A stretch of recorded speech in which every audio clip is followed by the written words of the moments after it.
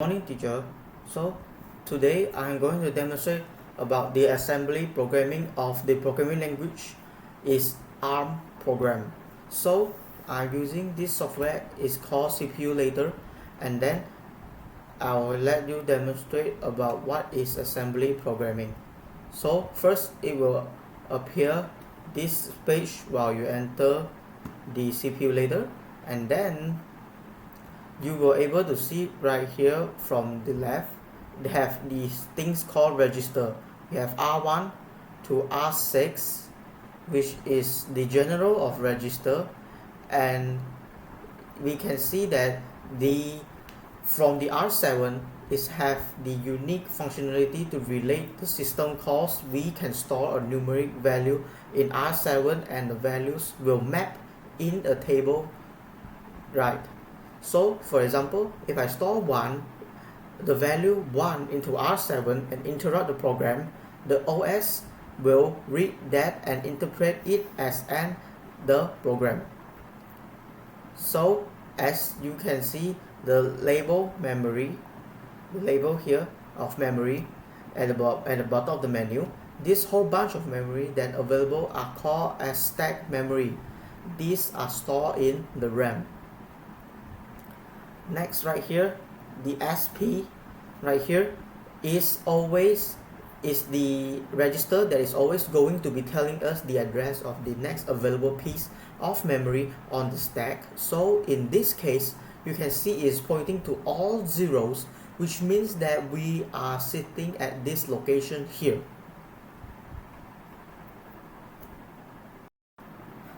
So first, you will see that the simulator automatically puts 2 lines for us if your programming is outside of the emulator. You won't have these 2 lines added by default. You have to add them yourself. They are essential because they tell us the starting point of our application. As you can see, under the underscore, start point is known as a label and is a function, is a higher level language. It's a way of being able to divide out segment of code, such as if you go to label, you start to execute the code that is underneath that label, the idea. This is what we set out a start label, which that we can able to say, okay, we can go start and run the stuff, and that is the idea what we are looking to do. So why we define our start label, and then our global underscore start here as a way being able to tell people about the start label. So someone is going to be running our program, it need to know where the starting point is as well.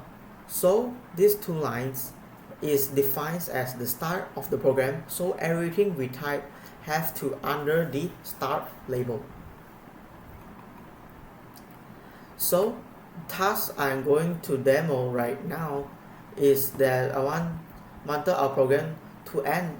So if I wanted to terminate the execution of the program, which I need is to move the number 1 into the R7. As I previously has mentioned, if I put 1, it will just read as end the program and it will terminate it.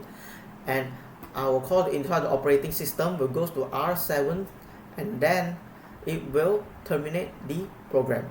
So the first step is to move the data into R0, which is right here, R0 right here, and with the code name MOV.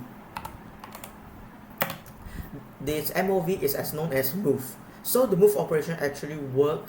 It moves data into location, right? Specifically, we are going to move data into R0.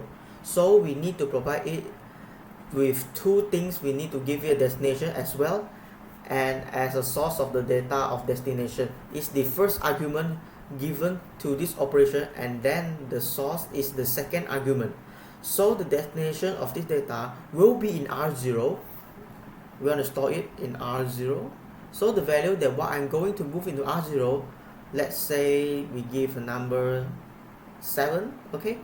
So I'll put a comma and specify the source. The way we do is just push a hashtag followed by the value 7.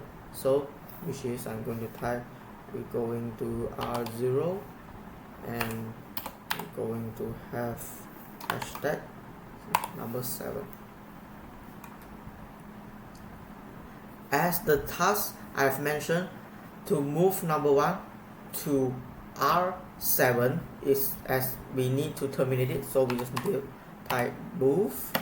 We are going to store R7 the number 1, so it will indicate number 1 into R7 and we are going to compile our code. Just drag here the compile and load.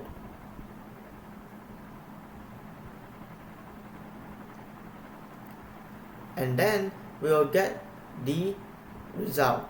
After the compile, that you will see the opcode of the address R0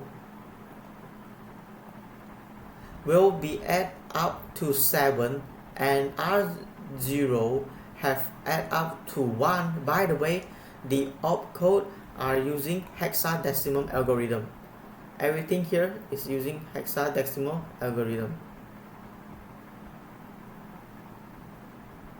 So after running it, if I type this step into, we can clearly see that we have successfully added the number 7 into R0 right here, and as the program counter, as we just say, is PC, it shows that which location that we are already used in this memory. So we can clearly see that R0 has input the value of 7.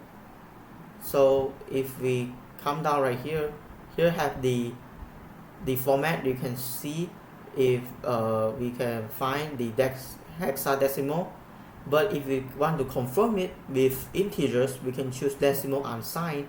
Here you can see it clearly. So if I change back to hexadecimal, let me give you an example. If you use the number 30, it will not pronounce as 7, it will pronounce as others characters. So if you're familiar with hexadecimal, you will know it. So these are the common features that I have done of this demo. So I'm now going to talk that previously we have done MOV. We're going to move a constant value into the register, such as we're going to set number 10 into R0, and I want to let you guys know that we can take the value from one register to another register, such as I want to move R0, the value of R0 into R1. So R0, I'm going to type R1 and comma is from R0. So these are the basics that I'm going to talk about now, and which will help us to morph at the things that I'm going to talk later. So now I'm going to talk about the amusing addressing modes are direct addressing and register indirect addressing. This is because the addressing mode is used for handle the data in a stack. So firstly, we're going to create a stack and get data in the stack. So I'm going to add a data section named .data and put it below the global start section. Then the data section will show out. So I'm going to add it right here, .data. So after that, we can declare the variable name and then put column behind the variable name. For example, we're going to put it as name is as stack, and it's going to put a column. Afterward, you need to declare the type of variables. So you add word type name dot word for 32 bits numbers. Then every value that puts inside will in word type. You cannot put integer, double, string, or etc. for variable type, but you can put word or half word for variable types. So we're going to put dot word, which is going to be 32 bits. Then you can put the positive numbers and negative numbers inside the stack. So we're just gonna make some examples. We're gonna make 4, -1, we put 0, put -7, and 6. So then we're going to get the stack and put it to the registers right here to retrieve the location of the stack in the memory by using direct addressing. So you need to use an instruction called LDR to let you to load the location of the first value from the stack into the register. So for example, we're going to put it under the start. We are going to have LDR. We're putting in the first stack R0. So where's the place? We're gonna put equals stack. After that, we can run the instruction to see how the instruction works. After we run it, then we can see the data in the integer. The data of the register means the location of the first value in the stack of the memory. So we're going to run it. I'm going to step into. As we can see, R0 now have 8. So we have the first value, because we enter is 4. So we can see the first value is 8. The other value will be located sequentially based on your stack. So right here we can see that 0, 0, 0 right here we have these, but as for the 10 we can find, after we compile it, we can go to a memory location here. As we can see that right here, these are the values that we already stored just now through our stack. So for easier for us to see, we can go to memory unsigned. Yes, we can see here it is 8, 4, and we have 6, 0, like this. So if we put decimal sign, because if decimal unsigned, it cannot show negative value, so decimal sign will show the negative values. You can see that these are the values that we can get it in our stack data. Then we are going to use indirect addressing to load the value that the register retrieves from the stack into another register. So we need the instruction LDR again, and this time we're going to set it for R1, and then we will use a square bracket to put in the register value that we needed right here. So after this, we can run compile and load, and I'm going to step into. We can clearly see that after we step into, R0 changed from 8 to 10 and R1 became 4. So why does it happen? It's because that we add 4 numbers. We have the memory location that which is R1, that after 10 we have the value of 4, so it will be stored right here. So right now we can also get the other value in the stack, add by 4, or we can say multiply by 4 into the bracket. So if I put 4 in the location, and the register will change to next. If you put 8, the location will just register will change to the after the next and the next. Is because the memory, it can only read 4 bytes only. So for example, I'm gonna put the hashtag 4 right here. I'm gonna put the hashtag 4 right here. So what does it happens that we compile and load right now, and then we're going to step into. For here, we can clearly see that right now R1 is turning to multiples of F, but which is the data of the new register is the value of the stack in the memory location that the register retrieve and change to another value of the stack. So 4 is changed to -1. So we can go back to memory that it changed to, it puts this -1 into DR1. So if you don't know that f is -1, we're going to put decimal sign that it is -1. Then we can also use pre-increment and post-increment to change the data of the register that retrieve the location to another location.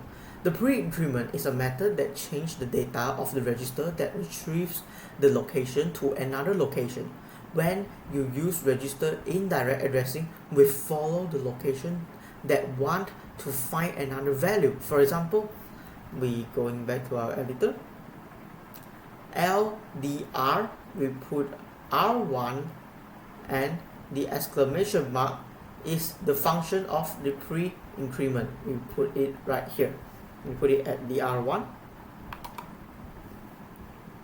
So if we run the instruction, we can see that the data in two registers, the data of the register that retrieves the location is changed to another location. So for example, R0 from 10 changed to 14.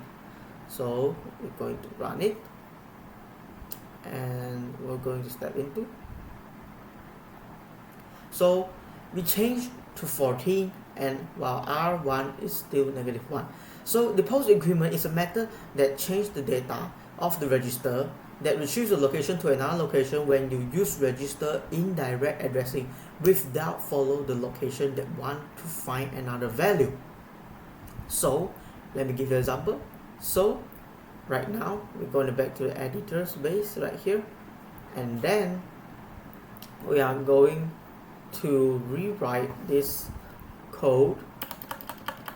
We needed it for R0, but then we make it have the hashtag 4. So after this, we run the instructions, and we can see that the data of the register that retrieves the location is changed to another location. So I'm gonna step into. So as we can see, R0 is changed from 10 to 14 and R1 is 4. This is because that 10 it added 4 because we added hashtag 4, and the R1 has already retrieved the location is changed to another location. So we can go to the memory right here to see the decimal sign. You can see that here it is already add 4 into it, so 0 will be added 4. So that's right. So now I'm going to demo the basic arithmetic operation and the different modification to the instructions. So first, this will teach our demo the arithmetic operations about adding, subtracting, and multiplying. In the first step, you need to move two data into two different registers. For example, we're gonna just move number 10 to R0 and move number 5 into R1. So like the previous one, we're gonna move number 10 into R0, number 10, then we're going to move 5 to R1. So right now, so then we can use the add operation named ADD, the whole full capitalized, to add up the data from two registers and put the results into a new register. For example, add up the data of R0 and R1 and put it result into register 2. So register 2 will equals to R0 plus R1. So we're gonna put register 2 comma, which is going to be R0 and R1. So this is how we write it. After that, we run and compile it. I'm gonna go step into.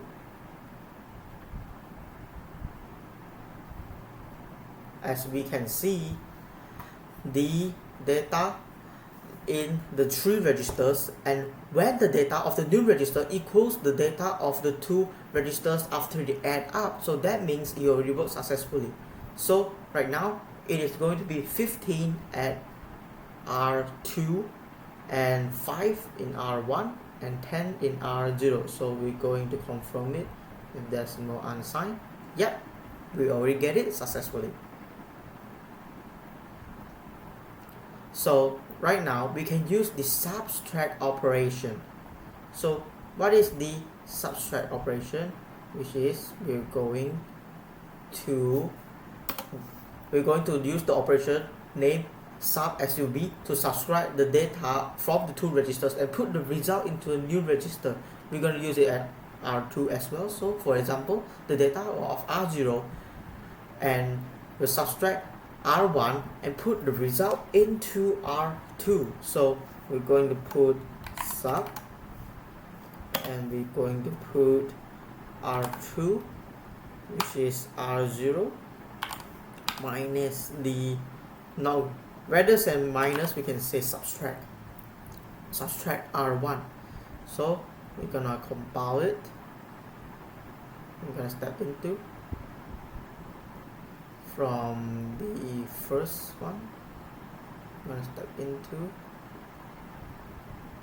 as now we can see that right now it is become A is 10 and R1 is 5.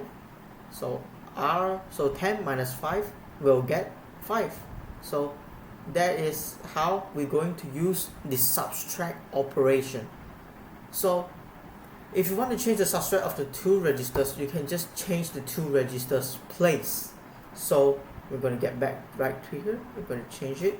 We're going to change R1, then R0. So we're gonna compile and load again. So right now we're gonna step into.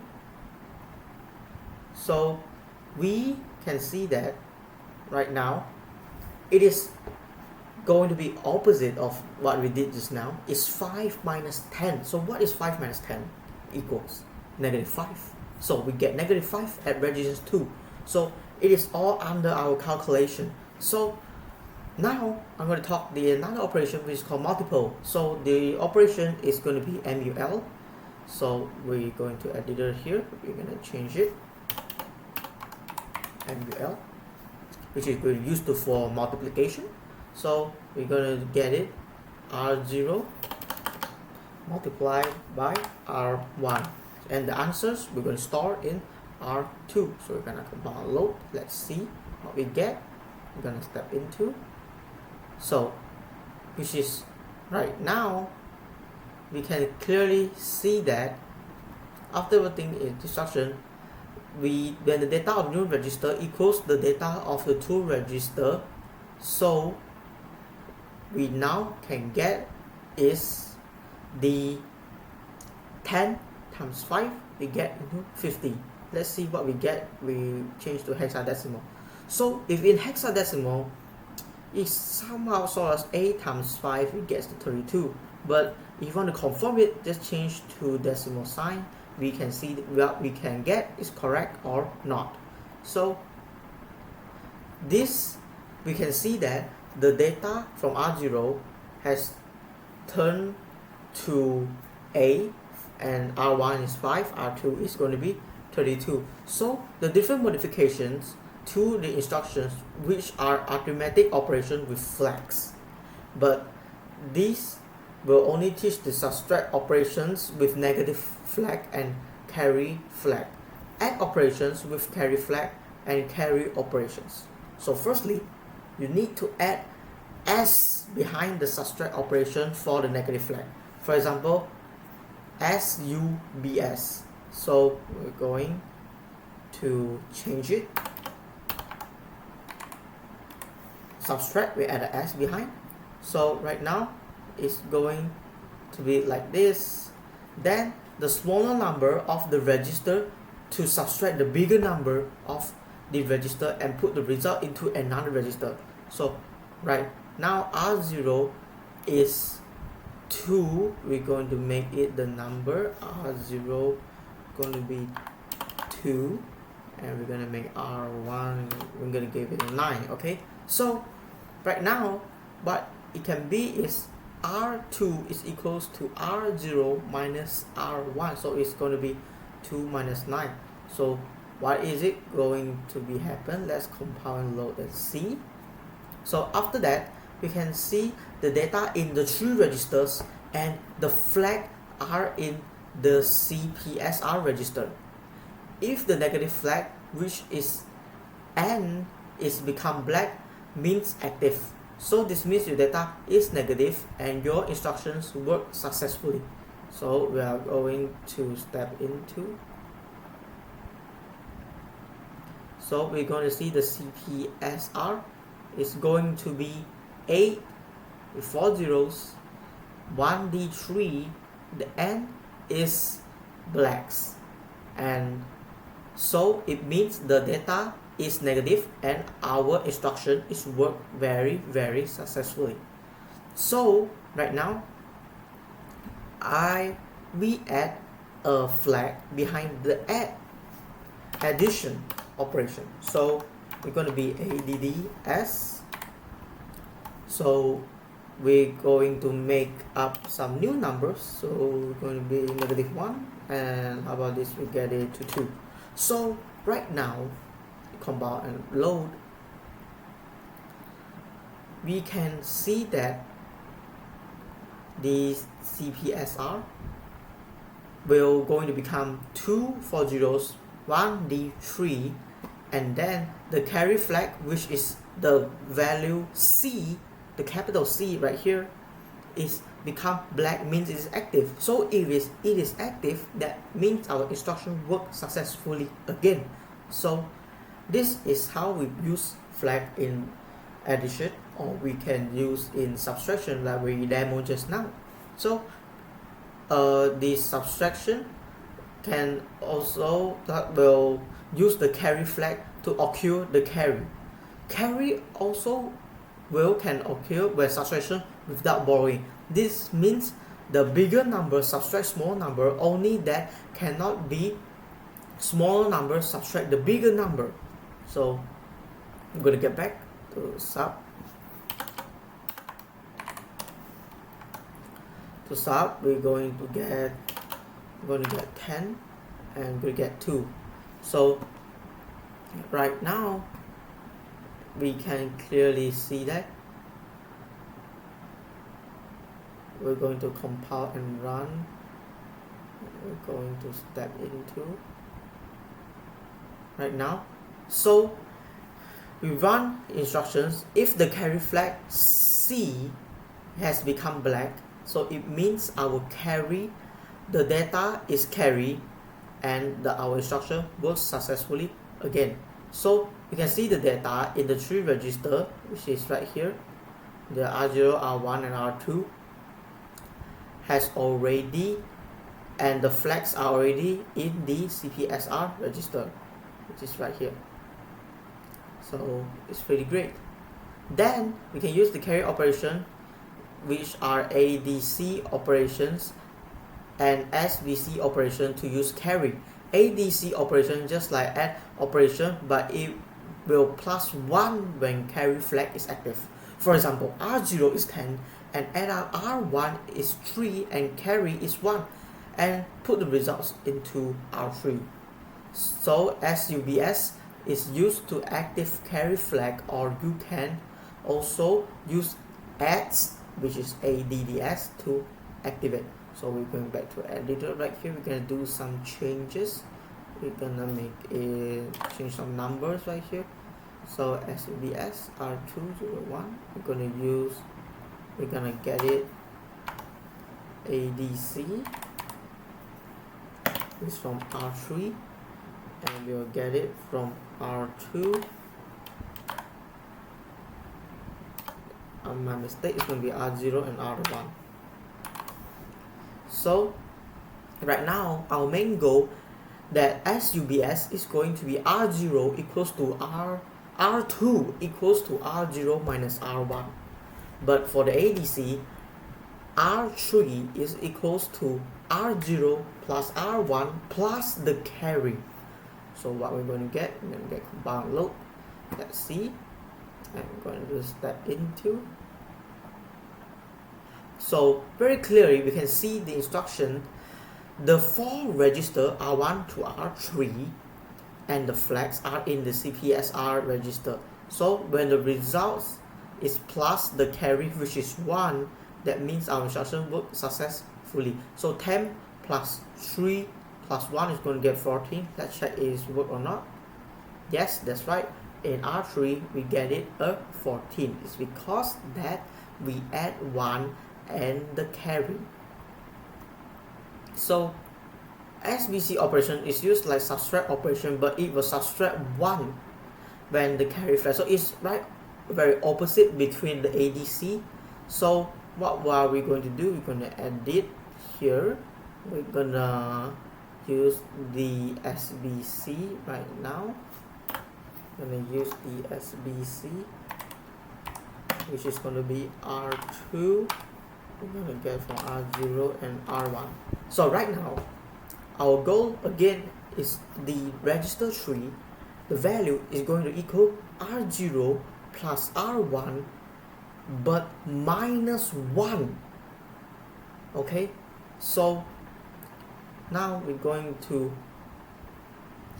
run it and we're going to step into.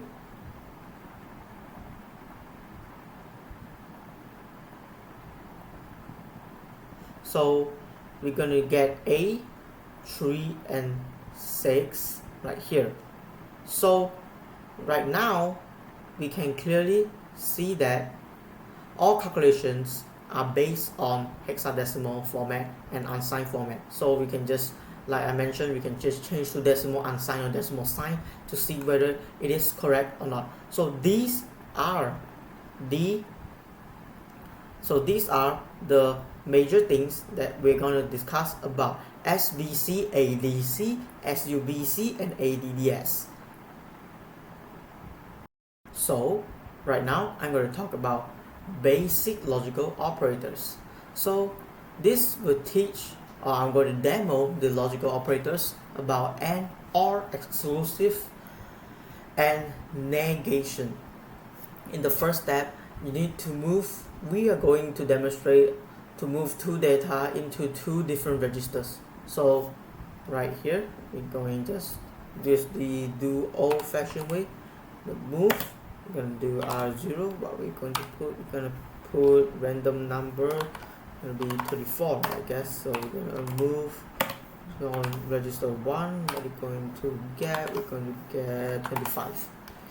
So we can use the operator name AND and use 2 registers together to put the result into a new register. So for example, we're going to put here AND going to be R2, R0 and get it from R1. So after that we can run the instruction to see how instruction work. After the instruction run, we can see the data in 3 registers. The result and 2 registers together is comparing the binary of the data of the 2 registers. If you want to know the result is correct or not, you must convert the data of the 2 registers from hexadecimal format into binary format and then compare the 2 registers with binary format to get the results. If both input are 1, then the result will get 1. If one input or both inputs are 0, then the result will get 0. So I'm gonna compound loop. Let's see. We're gonna step into. Okay, so after we get the result, we change back. You just need to change here.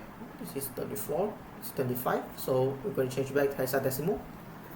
we're going to change by binary to hexadecimal format, then we can get right now. So R0 is 22 and R1 is 19. So with these two convert to binary, so 22 is going to be 100010, and for the 19 it's going to be 11001, and R2 is all 0 in binary format. That gets to compare R1 and R2 convert into hexadecimal format is 0. So next we are going to look at here. So we're going to run the instruction to see how the instruction work, and now the next operator is going to be ORR. So it's going to be OR, so let's change ORR from 34 25, which is that we sign it. Okay, so we're gonna compile and load it. So let's see, we're going to step into. Okay, so right now we have C, R0 and R1 making the same, but R2 is become 3B. So what is 3B? So let's just see the decimal sign. It's going to be 59. So right now we're going to check these three numbers into binary. So we're going to check it online. So we can see that R0 is 22. So the hexadecimal, so we go to binary is 100010, and R1 is 11001, and R2 is 111011. So this OR operation is that we can see the binary input. If one input or both inputs have the value 1, then the result will get 1. But if both are 0, then it will get 0. So if there is only 1 1, or we have 4 1s, then we always will get 1. But if it's all 0, we will get 0. So right now we're going to use the operator, is what its name is EOR.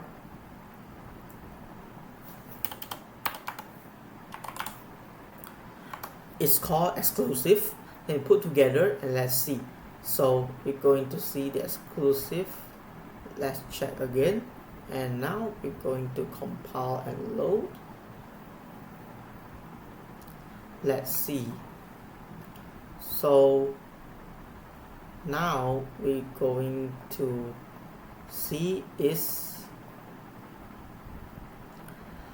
so after we run this operator, now we can know that if both inputs are 1 or both inputs are 0, the results will get 0. So 2 1 or 2 0 will get 0, but if neither one occurs, we will get 1.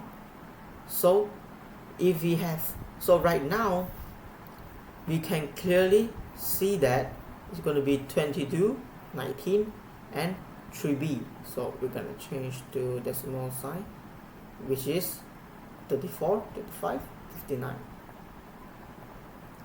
So next we're going to use the operator of negation, which is called MVN. The MVN. And now the MVN we're going to rewrite again. So we're going to look something like this.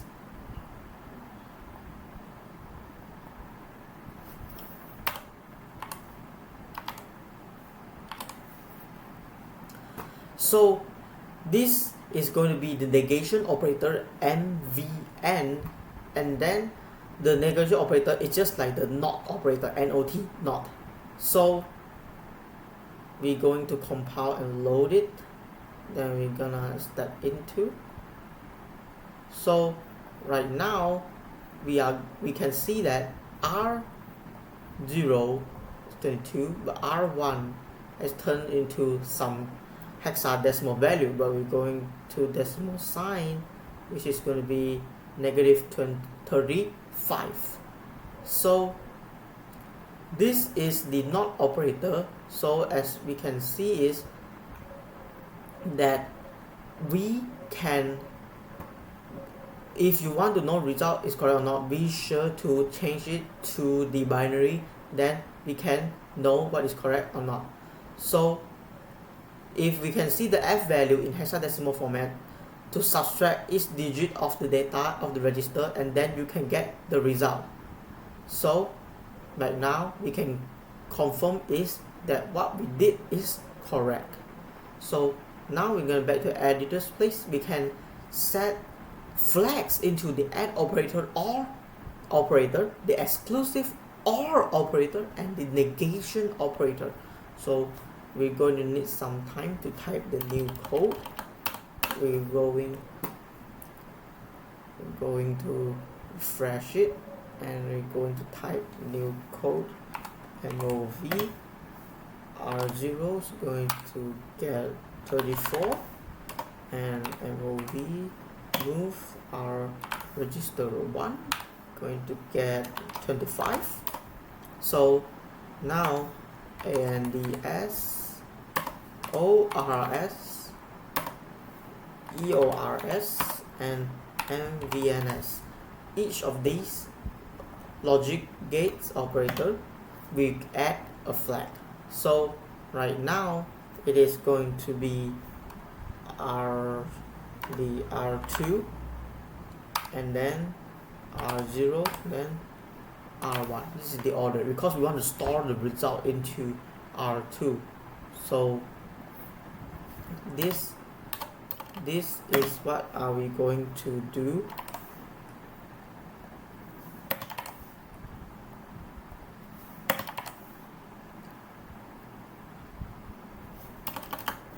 Okay, so these flags we add it into the logic operands. This is everything that I learned about ARM programming, and ARM programming about assembly language with CPU later, ARM v7, this simulator. So thank you teacher. My name is Tang Hongsheng, and my group members is Lim Jiajun, Daniel, Hua Jiaxiang, and Cheng Zhixuan. So this is our study on this task 2. Thank you.